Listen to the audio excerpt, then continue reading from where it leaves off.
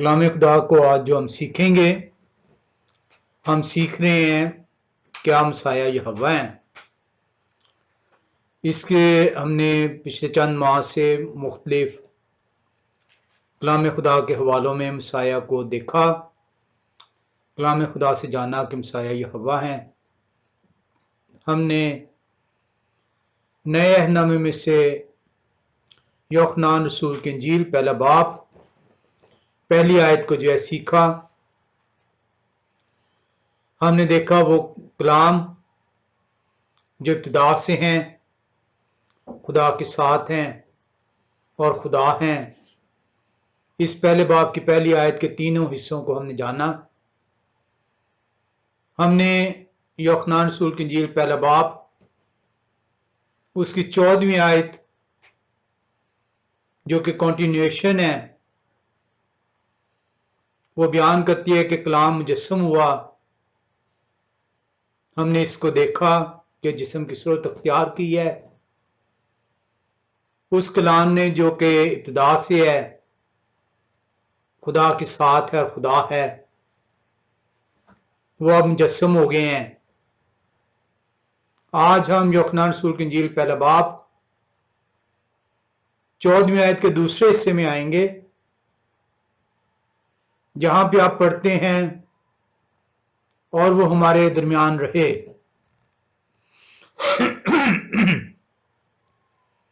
And dwelt among us। इस रहने को, इस dwelt को क्यों बयान किया गया है, इसका मकसद क्या है, क्यों कलाम मुजस्सम होने के बाद उनका रहना जरूरी था। वो कलाम जो इब्तिदा से है, वो कलाम जो खुदा के साथ है, वो कलाम जो खुदा है, क्यों उस कलाम का मुजस्सम होना जरूरी था। और अगर जिस्म अख्तियार कर ही लिया है तो क्यों रहना जरूरी था। आप आयत आपने बहुत दफा पढ़ी है और शायद ज़बानी याद भी की होगी, और इसे मुख्तलिफ चर्चेज में सुनते होंगे, लेकिन शायद आपने कभी ये सवाल नहीं किया अपने आप से कि कलाम मुजस्सम क्यों हुए, और अगर मुजस्सम हो गए तो उनका रहना क्यों जरूरी था। क्यों नहीं वो रहे बगैर जिस मकसद के लिए मुजस्सम हुए हैं, वो मकसद पूरा कर देते। कलाम खुदा हर एक लफ्ज की वजूहात को बयान करते हैं। आए हम यूहन्ना रसूल की इंजील पहला बाब और उसकी 14वीं आयत में चलें। जब आप यूहन्ना रसूल की इंजील पहला बाब और 14वीं आयत में आते हैं तो वहां पे आपको कलाम खुदा बयान करता है। वो बयान करता है और कलाम मुजस्सम हुआ और फजल और सच्चाई से मामूर होकर हमारे दरमियान रहा, और हमने उनका ऐसा जलाल देखा जैसा बाप के इकलौते का जलाल। अब यहां पे 3 हिस्से हैं। कलाम मुजस्सम हुआ को हमने देख लिया, हमने जान लिया कि कलाम मुजस्सम कैसे हुआ, वो जिस्म क्यों सूरत अख्तियार हुई। आज जो हम इस सीखेंगे कि वो जिस्म जो अख्तियार हो चुका था हमारे दरमियान क्यों रहे हैं। जब आप इसको यूनानी मतन में देखते हैं जहां से इंग्लिश और उर्दू में तर्जमा हुआ है या और जुबानों में तर्जमा किया गया है, तो यूनानी मतन में रहने को डिवेल्ट, लिव्ड, इसके लिए जो यूनानी जुबान का लफ्ज इस्तेमाल हुआ है उसकी स्ट्रॉन्ग कंकॉर्डेंस है G4637, स्केनो या स्केनेओ।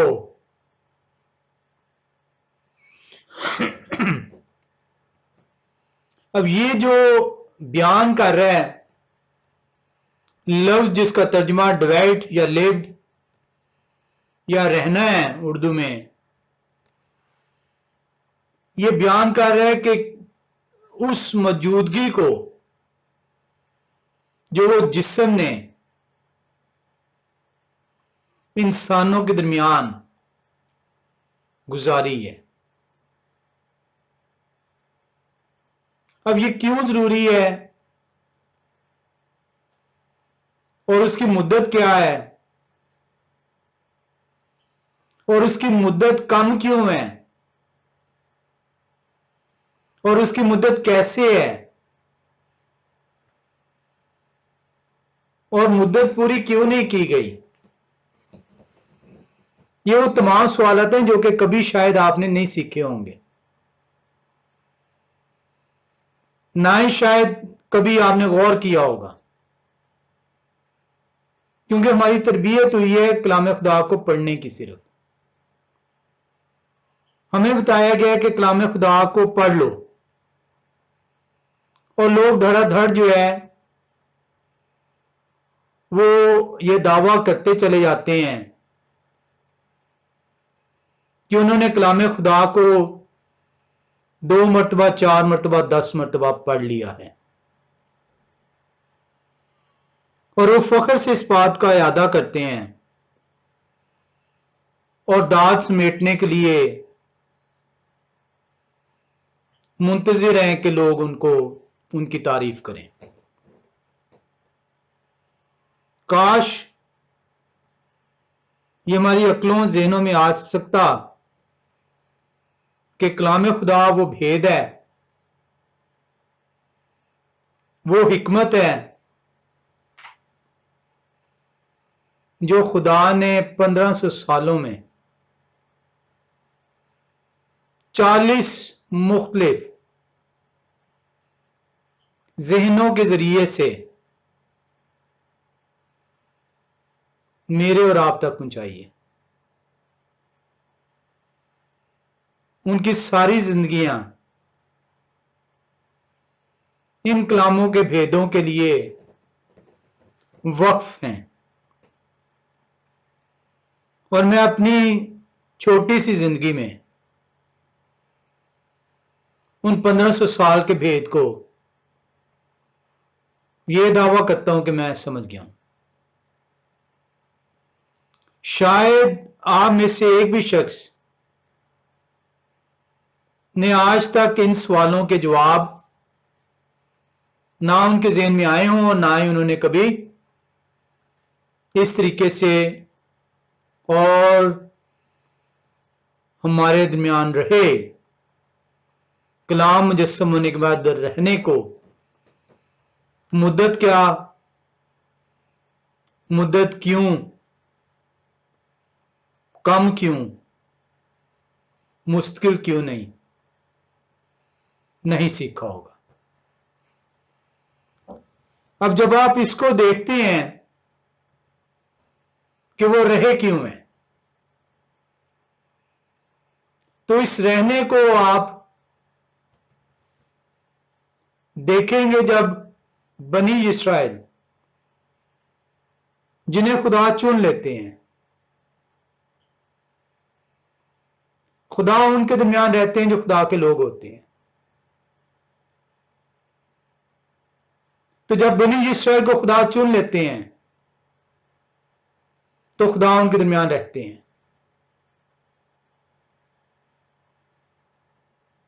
खुदा उस वक्त जब बनी इस्राएल को मिस्र की गुलामी से निकाल लेकर आए और वादे की जमीन में बनी इस्राएल रवां दवां है, उस वक्त भी खुदा दिन के वक्त धुएं के बादल और रात के वक्त आग के बादल में बनी इस्राएल के दरमियान रहे। आज भी खुदा आपके दरमियान है, ये उनका वादा है।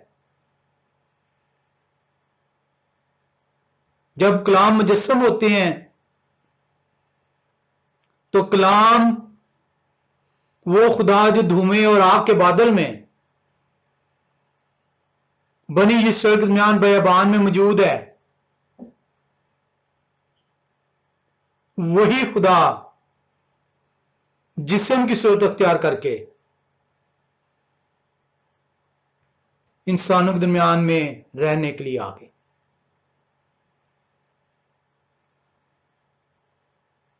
यूहन्ना रसूल ऐसे नहीं कह रहे। जब वो कह रहे हैं फजल और सच्चाई से ममूर होकर वो हमारे दरमियान रहे, तो आपको उस खुदा की तरफ ले चल रहे हैं जो आग और धुएं के बादल में बनी इस्राएल के दरमियान रहे। उस टैबरनेकल की तरफ लेके गए हैं आपको, उस खैमा इज्तिमा की तरफ आपका रुख किया है ताकि आप खैमा इज्तिमा को जान सकें।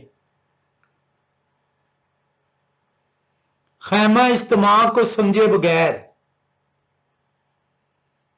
उसको जाने बगैर कि वो क्यों मोशे को कहा गया, क्यों मोशे से कहा गया कि खैमा इज्तिमा बनाएं, मैं आपके दरमियान में सुकूनत करूंगा। उस खैमा इज्तिमा की स्ट्रक्चर क्या था, उसकी सराउंडिंग्स किस तरह थी, तरतीब क्या थी, अगर आप खैमा इज्तिमा को सीख पाते तो आज वही बात जो यूहन्ना रसूल पहले बाब की 14वीं आयत में आपसे कह रहे हैं कि वो हमारे दरमियान रहे, ही डिवेल्ड अमंग अस, आप ऐन उस खैमा इज्तिमा में खुदा की हुजूरी को महसूस कर सकते हैं। खैमा इज्तिमा टैबरनेकल मसाया का अक्स है। मैं आज टैबरनेकल की तफसील में नहीं जाऊंगा। आज से हमने 7-8 साल पहले इसको जाना और सीखा, इस खैमा इज्तिमा को। आज मैं उस खैमा इज्तिमा को जहां पे खुदा की हुजूरी ठहरती है अपने लोगों के दरमियान, उसको आज हम चंद हवालों से देखेंगे कि यूहन्ना रसूल किस तरह मुझे और आपको ये बता रहे हैं कि खुदा जिस्म की सूरत अख्तियार करके हमारे दरमियान रहते हैं। आए हम देखें उस मुद्दत को कि मेरे और आपके खुदा जो जिस्म अख्तियार कर गए, उनकी मुद्दत 33 बरस क्यों थी? क्यों जो है मुख्तसर मुद्दत थी?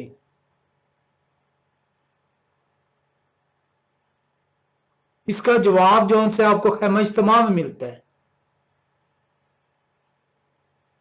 खैमा इज्तिमा जो है, जो हुक्म दिया गया, जो मोशे को हिदायत की गई, वो आरजी खैमा इज्तिमा था जहां पे खुदा की हुजूरी ठहरनी थी। इसी वजह से, क्योंकि खैमा इज्तिमा मुसाया का अक्स था,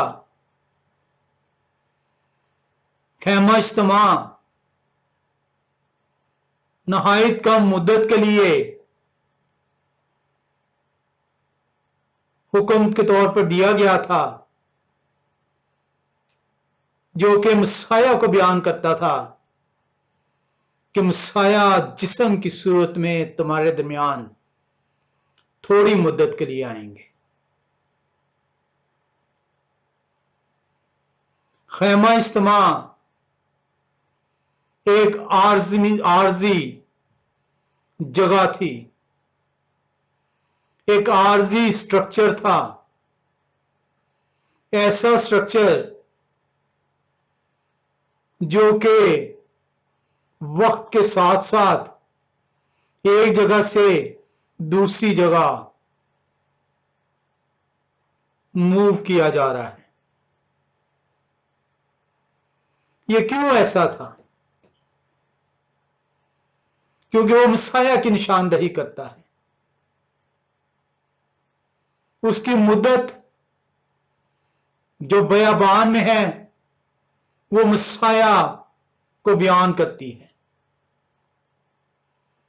मसाया की जमीनी खिदमत बयाबान की खिदमत है।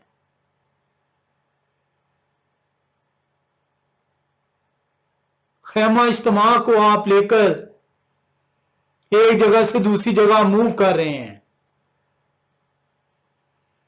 यही जिस्म, यही कलाम जो आप जिस्म की सूरत अख्तियार कर गया है, एक जगह से दूसरी जगह मूव कर रहा है। आए हम देखते हैं इस खैमा इज्तिमा को। इस खैमा इज्तिमा के अंदर जब आप पढ़ते हैं तो आप देखते हैं कि यह कांस्टेंट मूव के ऊपर है। आप इस खैमा इज्तिमा को देखते हैं कि इसका मुस्तकिल ठिकाना नहीं है, इसका मुस्तकिल, इसको जगह लौट नहीं हुई। ये क्यों लौट नहीं हुई? क्या रीजन था कि वो खैमा इज्तिमा मुस्तकिल तौर पर एक जगह पर नहीं ठहरता था? क्योंकि वो मसाया को बयान करता था। वो मसाया को बयान करता था कि तेरे खुदा जो इस खैमे के अंदर, जो धुएं के बादल, जो आग के बादल में मौजूद हैं, वो जब जिस्म की सूरत में आएंगे तो कोई उनका मुस्तकिल ठिकाना नहीं होगा। वो उनकी तो पैदाइश मुश्किल नहीं थी, किसी घर में नहीं हो सकी,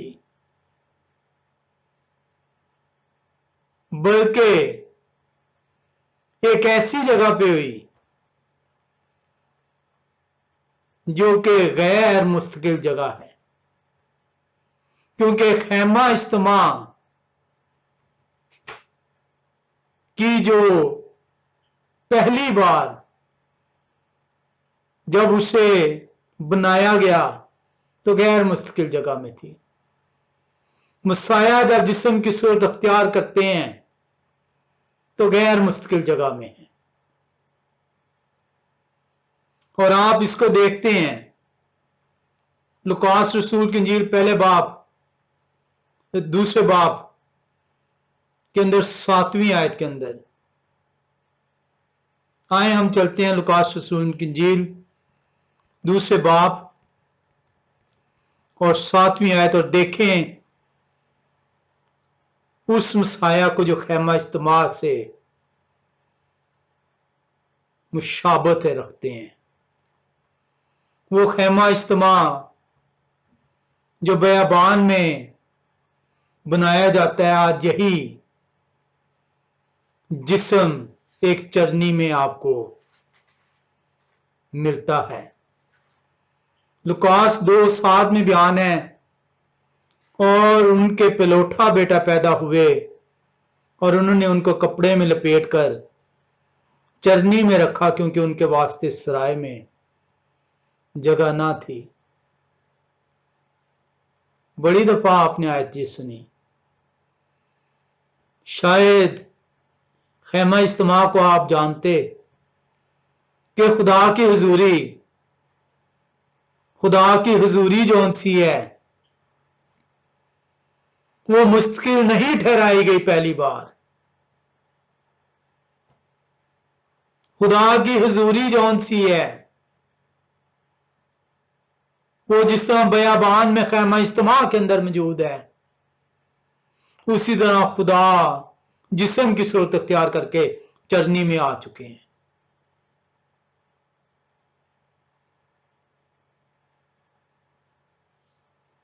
अगर आप देखें गडरियों को क्या हुक्म है, 11वीं 12वीं में चलेंगे और फिर 16वीं आयत देखेंगे।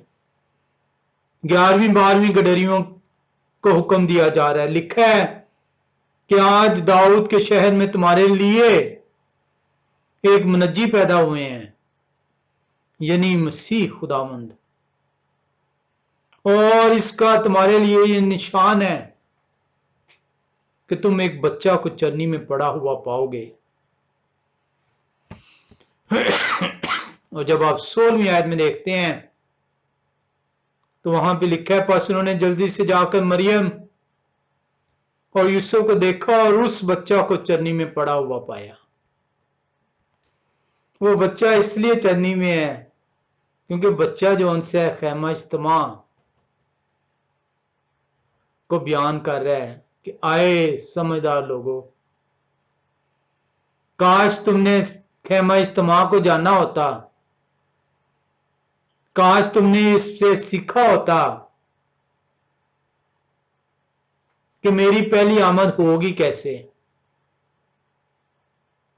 तुम खैमा इज्तिमा से हैकल की तरफ फौरन चल पड़े।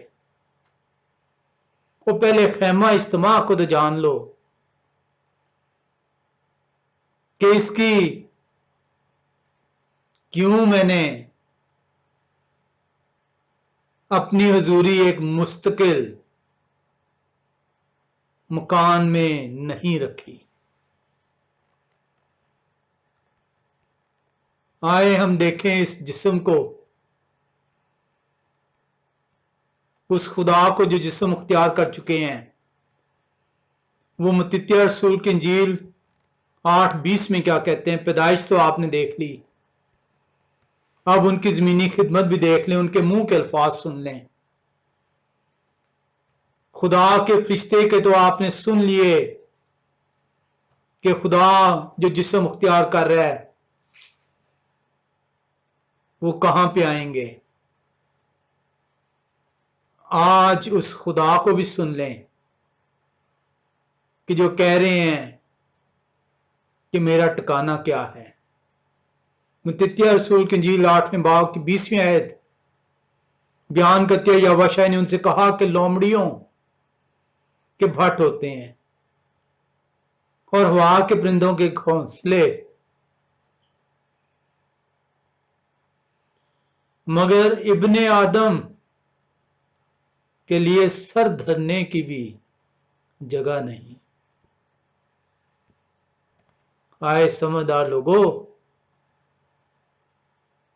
तुम्हें खैमा इज्तिमा इसलिए दिया गया था कि जब मैं आऊं तो तुम जान सको कि मेरा ठिकाना नहीं होगा। लोमड़ियों के भी भाट होते हैं। लोमड़ी भी एक मुस्तकिल जगह रखती है। वो तेरा मसाया जब जमीन पर जिस्म की सूरत अख्तियार करके आते हैं तो सर टिकाने की जगह नहीं है उनकी। और आप हर तौर पर जायज नजायज दौलत के अंबार लगाने के लिए कोशां रहते हैं। मालो दौलत जमा करने के लिए कोशां रहते हैं। हिरस साहब के अंदर कूट कूट कर भरी है।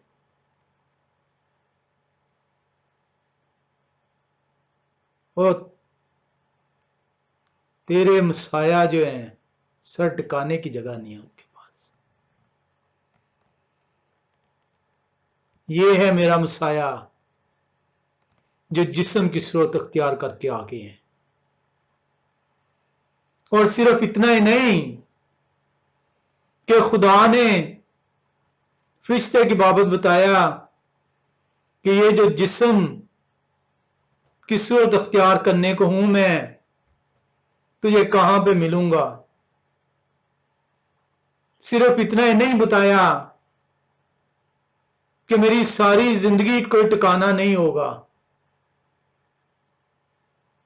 क्योंकि खैमा इज्तिमा तुझे दिया इसलिए गया है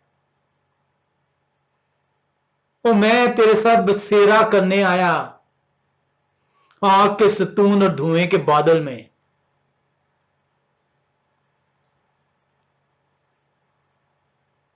और अब जब ये जिस्म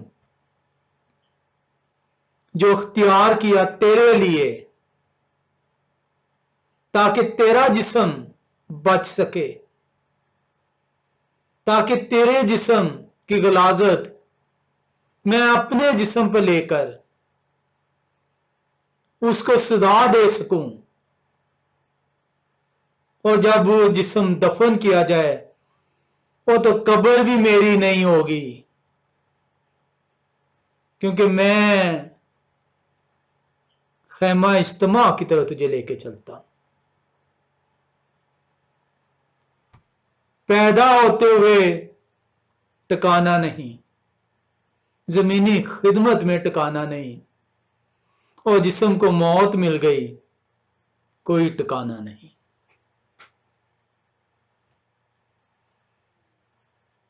आए हम लुकास रसूल की इंजील 23वें बाब में चलें। लुकास रसूल की इंजील 23वां बाब और 53वीं आयत बयान करती है। और उनको उतार कर महीन चादर में लपेटा, फिर एक कब्र के अंदर रख दिया जो चट्टान में खुदी हुई थी, और उसमें कोई कभी रखा ना गया था।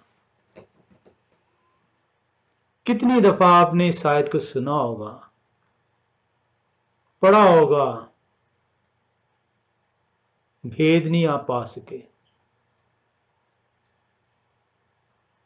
क्योंकि मसाया उस खैमा इज्तिमा जो बयाबान में मोशे को दिया गया था, जहां पे खुदा ने कहा था कि मैं तुम लोगों के दरमियान आकर ठहरूंगा, वही खुदा जब जिस्म की सूरत अख्तियार करते हैं तो आप पैदाइश से लेकर जमीनी खिदमत और जिस्म की मौत तक बेठिकाना पाते हैं। सिर्फ इतना नहीं, हम और भी खैमा इज्तिमा और मसाया को देखेंगे। खैमा इज्तिमा अगर किसी ने सीखा हो तो बाहर से जो है वो नहायती नादीदा जेब था, अनअट्रैक्टिव था,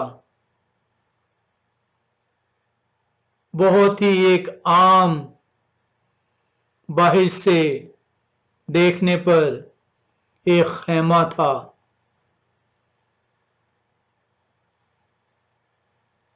क्यों ऐसा था? क्यों खुदा ने एक एक तरतीब मोशे को बताई? उन्होंने कहा कि जो मैं कहता हूं इसके अलावा और कुछ ना इसके अंदर तब्दीली करना, क्योंकि ये मेरे उस सामत को जाहिर करेगी जो मैं जिस्म की सूरत अख्तियार करके जब तुम्हारे दरमियान रहने आऊंगा। वो इसलिए दीदा जेब नहीं है, वो इसलिए एक आम खेमे की मानिंद है जिसका कोई हुस्न जमाल इंसानी आंख को नहीं भाता, क्योंकि यही खुदा जब जिस्म की सूरत अख्तियार करते हैं तो यशायाह नबी पुकार उठते हैं 53वें बाब की दूसरी आयत में। यशायाह नबी पुकार उठते हैं अपने मसाया के लिए। वो कहते हैं, पर वो उनके आगे कोम्पल की तरह और खुश्क जमीन से जड़ की मानिंद फूट निकले हैं। ना उनकी कोई शक्लो सूरत है, ना खूबसूरती, और जब हम उन पर निगाह करें तो कुछ हुस्नो जमाल नहीं कि हम उनके मुश्ताक हों। और आज आपने कलाम से दूरी के बायस मसाया के लंबे बाल कर दिए, रंग उनका जो उनसे सफेद कर दिया, सुर्ख कर दिया, आंखें नीली और हरी कर दी। एन सरासर कलाम के मुनाफी ये तस्वीरें आपने अपने घरों में टांगी हुई हैं। अफसोस, नाम खुदा का लेते हैं और खुदा को सीखने के लिए तैयार नहीं। सीखें कि यशायाह नबी किस तरह बयान कर रहे हैं। सैकड़ों साल पहले वो मसाया की तस्वीर बयान कर रहे हैं। अफसोस आए लोगों कि तुमने उस तस्वीर को कलाम से दूरी के बायस बदल दिया। पर वो उनके आगे कोम्पल की तरह और खुश जमीन से जड़ की मानिंद फूट निकले हैं। ना उनकी कोई शक्लो सूरत है, ना खूबसूरती, और जब हम उन पर निगाह करें तो कुछ हुस्नो जमाल नहीं कि हम उनके मुश्ताक हों। किस घर के अंदर आज वो नीली या हरी आंखों वाले, सुर्ख और सफेद चेहरे जिसके लंबे बाल हैं, तस्वीर नहीं टांगी हुई? आए अकल के अंधो, कलाम की तरफ मुतवज्जे हो और ये बेसुरोपा चीजें अपने घरों से दूर करो। इन्हें तोड़ डालो, ये हुक्म है खुदा का, ताकि तुम्हारे घरों से खुदा की लानत जाती रहे। तुम्हारे घरों पर खुदा के हुक्म की नाफरमानी के बाद लानत जो है खुदा की तरफ से मुकर्रर है। पढ़ें इस्तिश्ना की किताब 28वें बाब को। आपके हर एक काम के अंदर लानत मौजूद है अगर आप खुदा के हुक्म को तोड़ते हैं।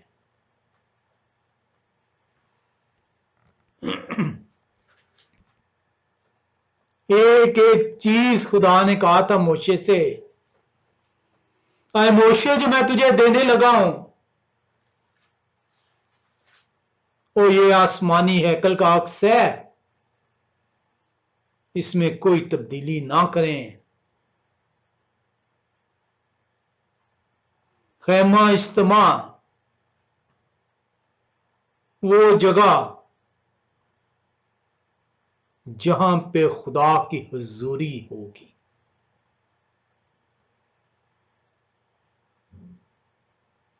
इस खैमा इज्तिमा को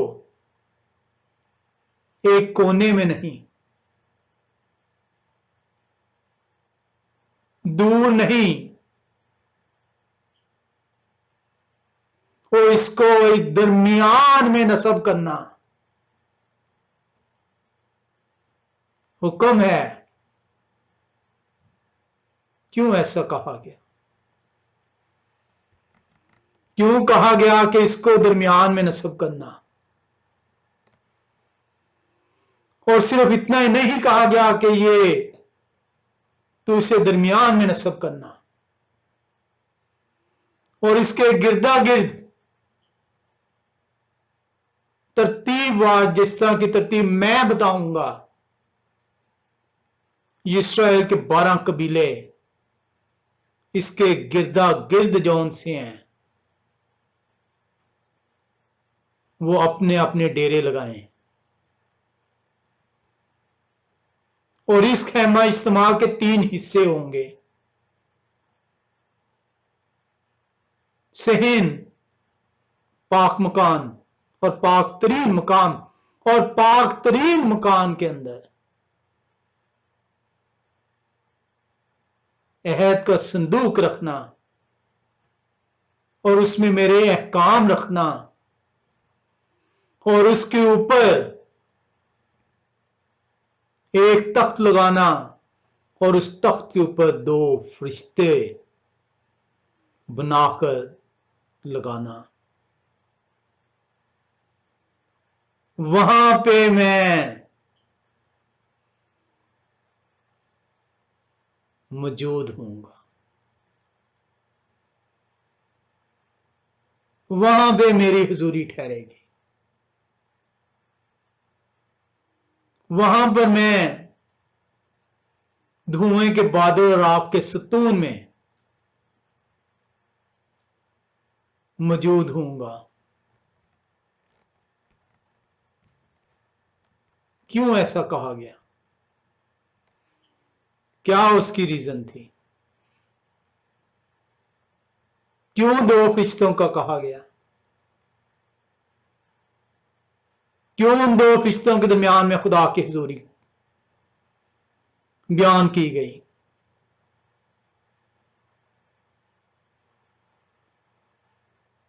वही जिस्म जो अब जमीन पर मौजूद है, तो वही जिस्म वो 2 फरिश्ते जो कहे गए थे, वो 2 गवाह के दरमियान में खुदा का जलाल नुमाया हो जाता है।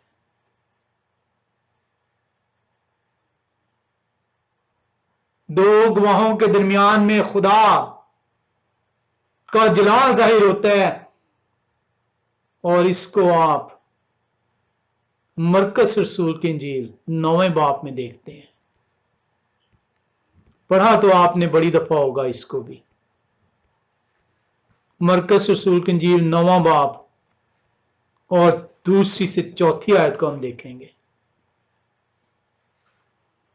लिखा है, 6 दिन के बाद यहोवा शाह ने पतरस और याकूब और यूहन्ना को हमरा लिया और उनको अलग एक ऊंचे पहाड़ पर तन्हाई में ले गए, और उनके सामने उनकी सूरत बदल गई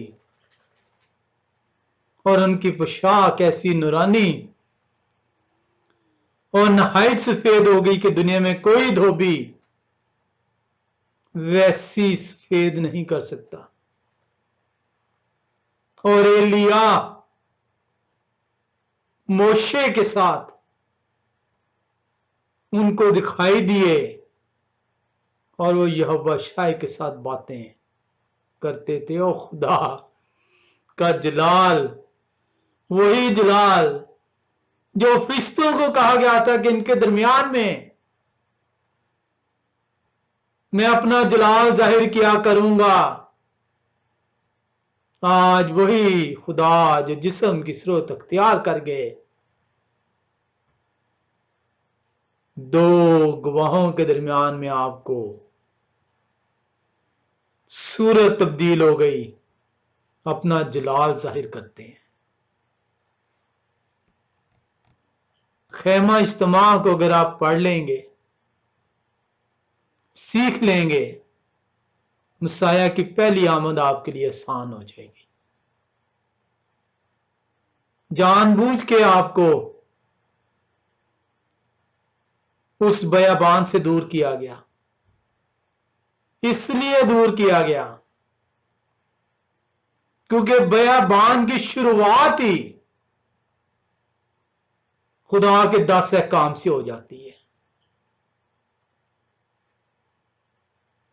आपको खुदा के हुक्मों से दूर करने के लिए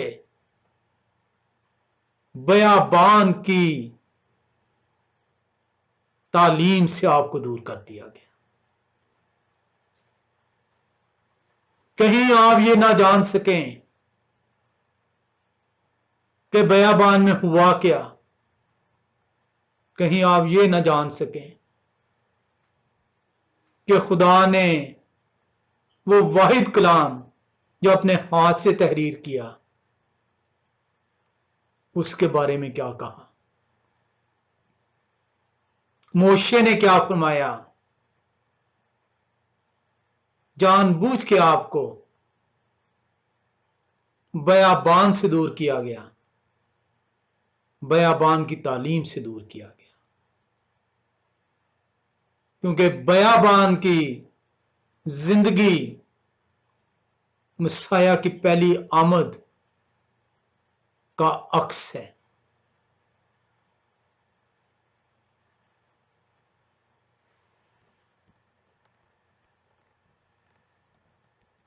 खैमा इज्तिमा वो जगह जहां पे खुदा अपने बंदों से मुलाकात करते हैं, जहां पे खुदा की हुजूरी अपने बंदों के दरमियान ठहरती है। ऐसे नहीं यूहन्ना रसूल कह रहे, वो फजल और सच्चाई से मामूर होकर हमारे दरमियान रहे। कलाम वो जो इब्तिदा से है, कलाम जो खुदा के साथ है, कलाम जो खुदा है, कलाम जो मुजस्सम हो गए हैं, अब वो दरमियान में रह रहे हैं अपने बंदों के।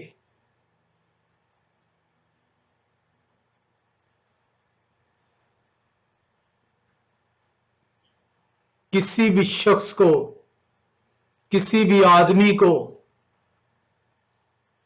खुदा की हुजूरी को पाने के लिए दरवाजे से दाखिल होना होता था।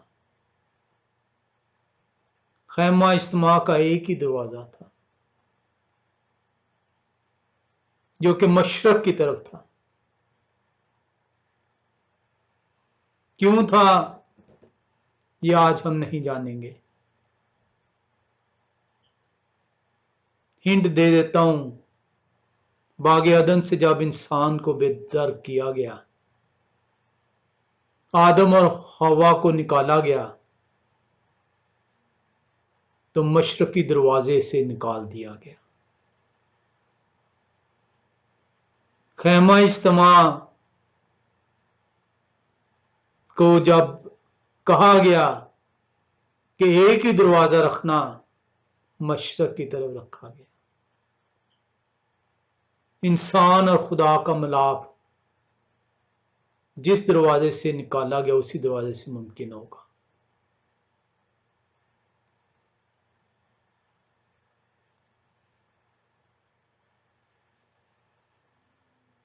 आप खुरूज की किताब 25वें बाब में जब जाएं तो वहां भी आपको सीखने को मिलता है। खुरूज 25वां बाब की 21 और 22वीं आयत, कलाम खुदा आपको बयान करती है। और आप उस सरपोश को संदूक के ऊपर लगाना और वह नामा जो मैं आपको दूंगा उसे उस संदूक के अंदर रखना, वहां मैं आपसे मिला करूंगा। और उस सरपोश के ऊपर से और करूबियों के बीच में से जो अहदनामा के संदूक के ऊपर होंगे, उन सब अहकाम के बारे में जो है बनी इस्राएल के लिए आपको दूंगा, आपसे बातचीत किया करूंगा।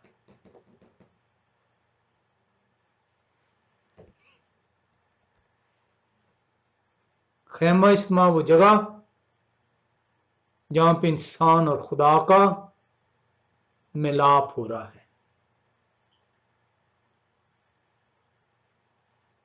ये जिस्म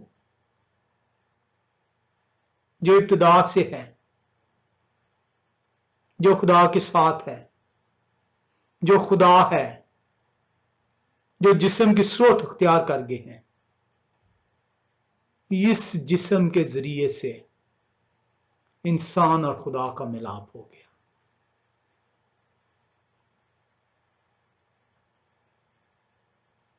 मसाया क्या कहते हैं? मसाया फरमाते हैं, यूहन्ना रसूल की इंजील 14वें बाब में चलेंगे और आयात हम जो देखेंगे 9वीं, 10वीं और 11वीं।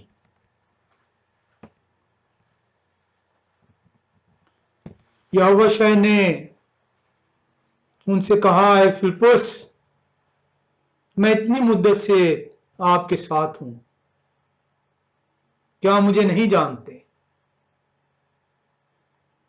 जिन्होंने मुझे देखा उन्होंने बाप को देखा। तो इस जिस्म के जरिए से आए फिलिप्पुस साहब का और खुदा का मिलाप हुआ है।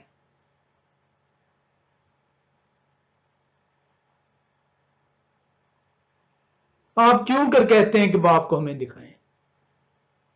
क्या आप यकीन नहीं करते कि मैं बाप में हूं और बाप मुझ में है? ये बातें जो मैं आपसे कहता हूं अपनी तरफ से नहीं कहता, बल्कि बाप मुझ में रहकर अपने काम करते हैं। मेरा यकीन करो कि मैं बाप में हूं और बाप मुझ में, नहीं तो मेरे कामों ही किस बाब से। मेरा यकीन करो। खैमा इज्तिमा वो जगह जो मसाया का अक्स है, जहां पे इंसान और खुदा का मिलाप होता है, आज भी वो बयाबान में खैमा इज्तिमा खुदा और इंसान के दरमियान मिलाप का जरिया, मसाया की पहली आमद, इंसान और खुदा का मिलाप का जरिया, वो आज भी खुदा आपके साथ इसी जिस्म के जरिए मिलाप करते हैं। बड़ी दफा आयत आपने सुनी है। आए हम इसे सीखें। आज 10वें बाब के अंदर चलें, यूहन्ना रसूल की इंजील और 9वीं आयत को देखें। लिखा है, दरवाजा मैं हूं, अगर कोई मुझसे दाखिल हो तो निजात पाएगा और अंदर बाहर आया जाया करेगा। मैं हूं दरवाजा, मेरे जरिए से तुमने अंदर आना है, मेरे जरिए से तुमने बाप को देखना है, मेरे जरिए से खुदा के साथ तुम्हारा मिलाप ठहरना है। जैसा कि हमने सीखा कि खैमा इज्तिमा का हुक्म था कि ये दरमियान में होगा और इसके गिरदा गिर्द बनी इसराइल अपने अपने डेरे लगाएं। इसको आप गिनती की किताब पहले बाब की 50वीं आयत में देखते हैं। गिनती पहला बाब 50वीं आयत बयान करती है, बल्कि आप लावियों को शहादत के मस्कन और उसके सब ज़रूफ और उसके सब लवाजम के मुतवल्ली मुकर्रर करना, वही मस्कन और उसके सब ज़रूफ को उठाया करें और वही उसमें खिदमत भी करें और मस्कन के आसपास वही अपने डेरे लगाया करें। जब आप जाते हैं 2:17 के अंदर, गिनती की किताब दूसरा बाब 17वीं आयत, तो लिखा है कलाम खुदा में, फिर खैमा इज्तिमा में लावियों के की छौनी के जो और छौनियों के बीच में होगी आगे जाए और जिस तरह से लावी डेरे लगाएं उसी तरह से वो अपनी अपनी जगह और अपने अपने झंडे के पास चलें।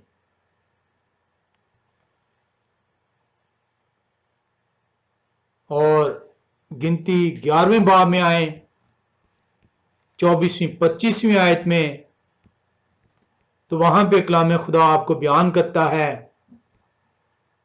लिखा है गिनती 11, 24, 25, तब मोशे ने बाहर जाकर यहोवा से बातें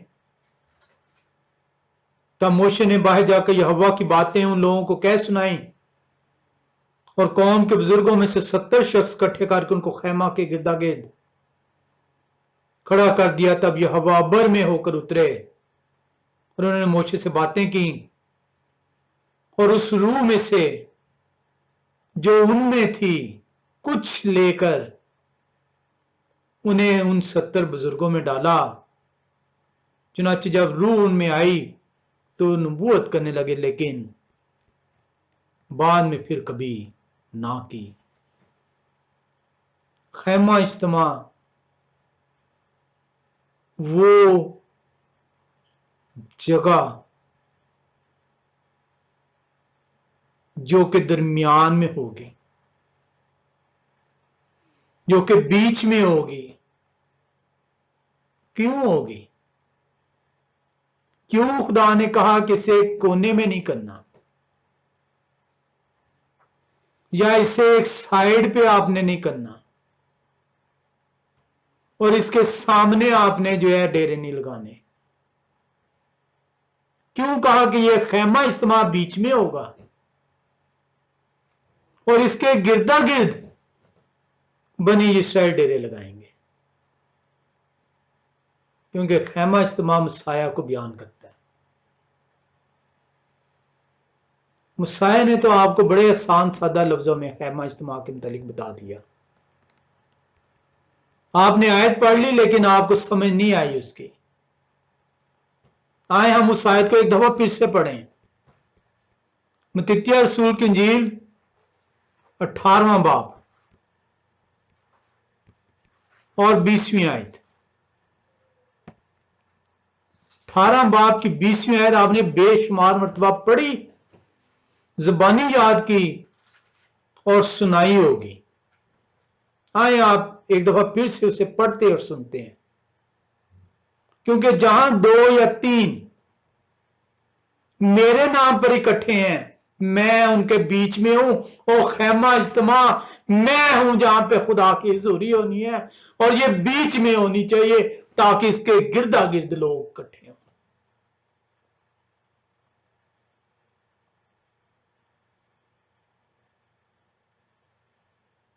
खैमा इज्तिमा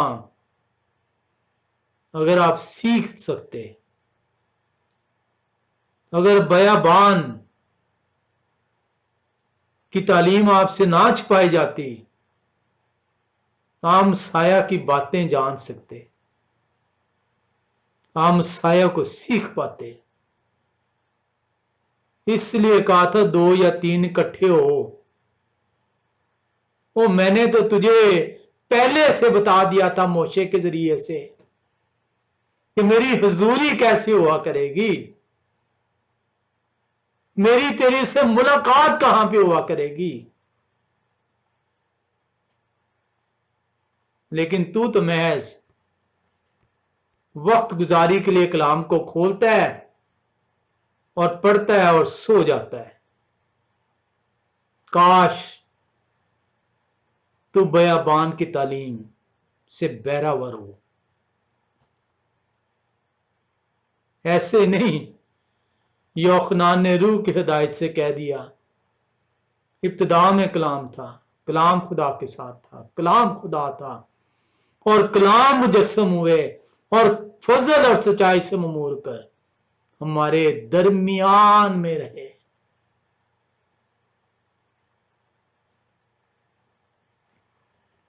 महज आयतें आप पढ़ते हैं, सुनते हैं, सो जाते हैं।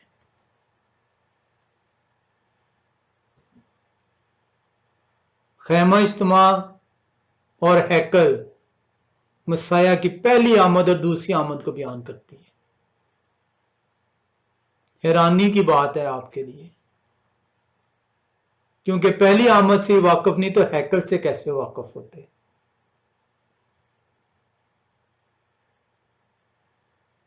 खैमा इज्तिमा पहली आमद और हैकल दूसरी आमद की निशानदही करती है। खैमा इज्तिमा पहले तामीर किया जाता है और हैकल 400 साल के बाद तामीर होती है। खैमा इज्तिमा टेम्पररी है, आर्जी है, क्योंकि पहली आमद आर्जी है। हैकल मुस्तकिल, क्योंकि दूसरी आमद मुस्तकिल होगी, आर्जी नहीं होगी। खैमा इज्तिमा मोशे को कहा गया कि इसे खड़ा करें। खुरूज 40वें बाब के अंदर आप पढ़ सकते हैं। और इसी खैमा इज्तिमा में खुदा की हुजूरी मुसाया की पहली आमद को बयान करती है। हैकल की तामीर शिलमो, जिसे बिगाड़ कर नाम सुलेमान कर दिया गया, दूसरी तवारीख 2 बाब से 5वें बाब में मिलती है। और ये हैकल की जो तामीर है मसाया की दूसरी आमद को जाहिर करती है। मुकाशवे की किताब 21वें बाब के में अंदर पहली 3 आयात में इसका जिक्र मिलता है। खैमा इज्तिमा ना उसका कोई हुस्न जमाल, एक आम सा खैमा बाहर से नजर आता है। मसाया की पहली आमद जिस्म को जाहिर करती है। हैकल तामीर होती है, उसका चर्चा दुनिया में होता है। बादशाहों के बादशाह शहर से बयान किया जाता है। मसाया की दूसरी आमद मुकाशवा की किताब इसको बयान करती है। खैमा इज्तिमा के अंदर न्यूमेरिकली 5 नंबर का जिक्र बार बार मिलता है ज़रूफ में, मुख्तलिफ चीजों के अंदर। ये मसाया की पहली आमद उनके उस फजल को बयान करती है। 5 नंबर कलाम खुदा में फजल को बयान करता है जो उनके कुर्बानी के नतीजे में गुनाह की बख्शिश ठहराई गई है। हैकल में जब तमीर होती है तो 12 का हिस्सा जो है वो नुमाया है, जो कि बादशाहत को बयान करता है, सॉवरेंटी को बयान करता है।